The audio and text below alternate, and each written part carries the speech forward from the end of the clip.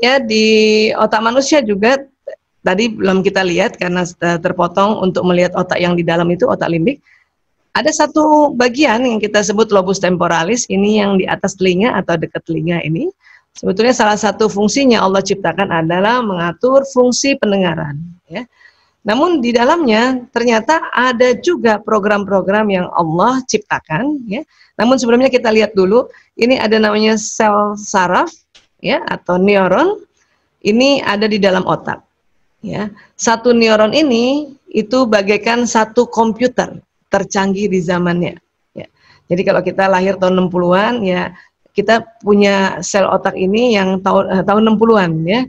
Kalau anak lahir tahun 2000 atau bahkan 2019 atau 2020 misalnya, hari ini ada yang lahir anak, dia juga punya sel otak ini atau punya neuron yang lebih canggih dari otak kita, ya. Nah, jadi ini dia sel otak. Sel otak ini kita punya 100 miliar.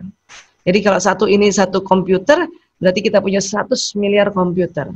Dan antara di samping-samping ini ada yang disebut dendrit, ini kabel-kabel yang bisa dihubungkan dengan sel otak yang lain, ya. Kalau ini kabel besarnya disebut akson, ya. Jadi kira-kira begini, ini ada dua sel otak yang tersambung, nanti sambungannya sinaps ini, ya, dari akson ke dendrit. Ini membuat otak ini saling tersambung. Ya, awalnya otak itu tidak tersambung, tetapi nanti kita yang sambungkannya. Ya, nah ini jadi ada sel-sel otak seluruhnya di sini. Ya, dan lobus temporalis di sini itu ada sel-sel otak yang berisi gut spot istilahnya. Jadi pertengahan tahun 2000 ilmuwan yang bernama Dana Zohar dan Ian Marshall dari Harvard University dari Amerika dan Oxford University dari London, ya. Jadi mereka menemukan atau penemuan penelitian psikolog dan neurolog tentang gut spot ditemukan di lobus temporalis yang hijau ini. Ya, jadi neuron yang di sini rupanya ada program gut spot, disebut juga spiritual intelligence. Ya. Ternyata diteliti-teliti, ternyata di situ ada program Asmaul Husna, Masya Allah, ya, dan sering juga disebut suara kalbu, ya. Nanti kita bahas lebih dalam lagi, ya.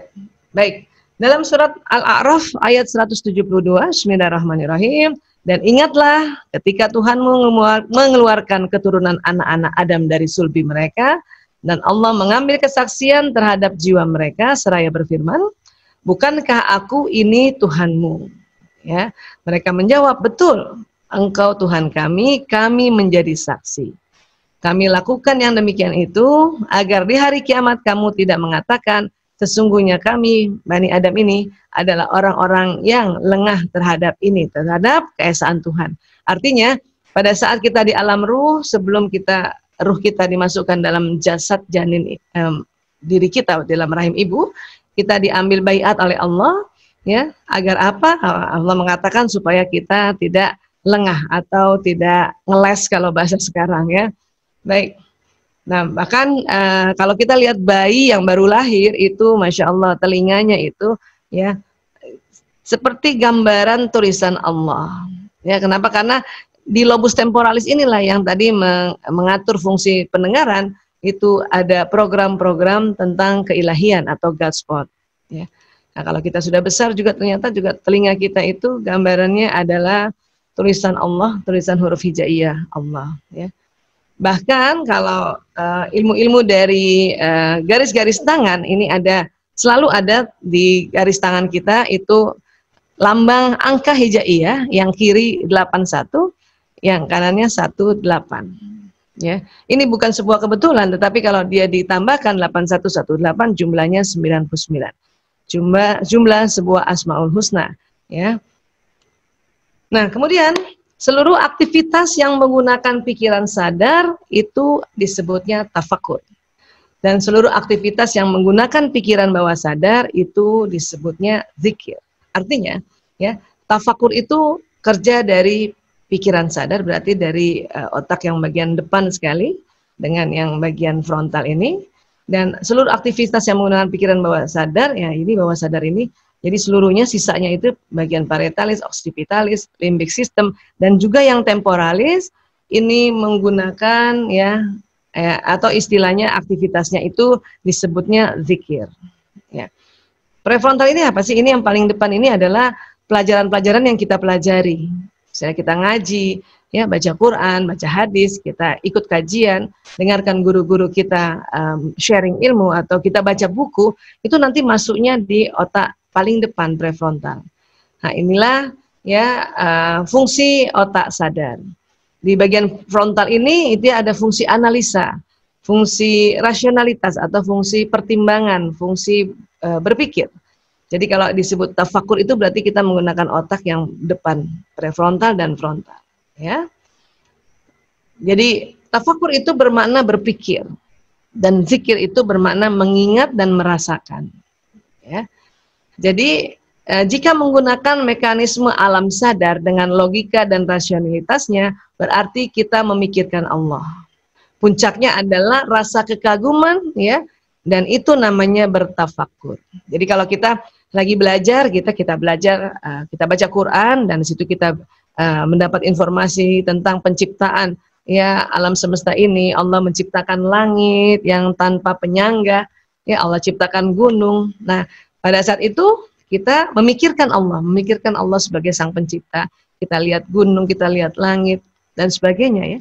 Dan nanti puncak dari tafakur ini rasa kagum, ya. Ya Allah, Masya Allah, Alhamdulillah. Ya. Nah itu namanya tafakur. Kenapa? Karena menggunakan pikiran yang di depan, prefrontal dan frontalis. Ya. Nah kalau zikrullah, ingat dan merasakan kehadiran Allah dengan menggunakan potensi pikiran bawah sadar. Artinya, makna zikrullah adalah membangkitkan kembali ingatan bawah sadar kita tentang Allah. Ya, dirasakan dalam kondisi khusyuk, maka Allah hadir dalam kesadaran kita. Ya.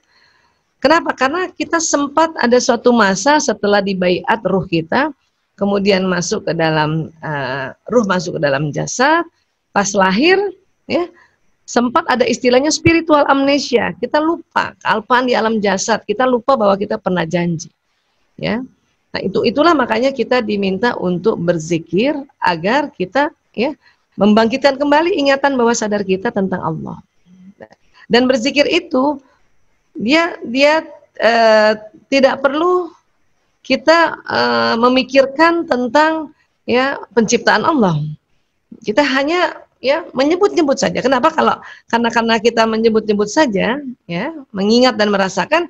Ya, karena di sini program tentang sifat-sifat Allah yang dibentuk dalam 99 itu sudah ada.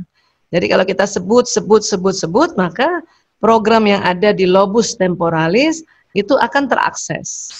Ya, misalnya kita katakan ya Rahman, ya Rahim, maka program yang Allah sudah masukkan di lobus temporalis kita di atas telinga, ya ada program Rahman Rahim, kita ya bisa mengakses itu. Nanti kita ya langsung merasakan bahwa ya mengingat dan merasakan dan kita berharap, insya Allah ya itu tadi ya Allah hadir dalam kesadaran kita. Ya. Kalau tafakur kita mencoba mengingat ya semua penciptaan Allah. Jadi kita ya berpikir itu namanya ya kita berpikir. Baik, dalam surat Ar-Ra'd ayat 28, Bismillahirrahmanirrahim, orang-orang yang beriman dan kalbu mereka menjadi tentram dengan mengingat Allah. Ingatlah, hanya dengan mengingat Allah lah kalbu menjadi tentram. Ya. Jadi tadi kita sudah bilang bahwa pikiran bawah sadar juga selain yang ada di otak di sini itu ada namanya limbic system, poros ya otak jantung. Jadi ada kaitannya dengan jantung. Ya. Kenapa? Karena kita menganggap ya jantung itu adalah qalb. Qalbu itu sebetulnya organnya adalah jantung. Walaupun waktu di awal-awal qalbu itu di awal-awal sekali ya diartikan oleh orang-orang di benua Asia dan benua Afrika, qalb itu diartikannya hati. Ya. Namun di benua Eropa dan Amerika, karena mereka melakukan penelitian, mereka mengartikan qalb itu jantung. Kenapa? Karena memang ada poros antara ya otak ke jantung. Dan jantung itu mempunyai kelebihan dibanding hati. Kalau kita anggap hati itu lever, jantung ini juga di dalamnya ada sel otaknya di dalam jantung. Sehingga terkaitannya itu tadi, apabila kita mengingat-mengingat ya nama-nama Allah, mengingat-mengingat ya sifat-sifat Allah, maka lobus temporalis ini terakses dan dia juga mengalir ke jantung. Makanya ya cold-nya akan tenang ya.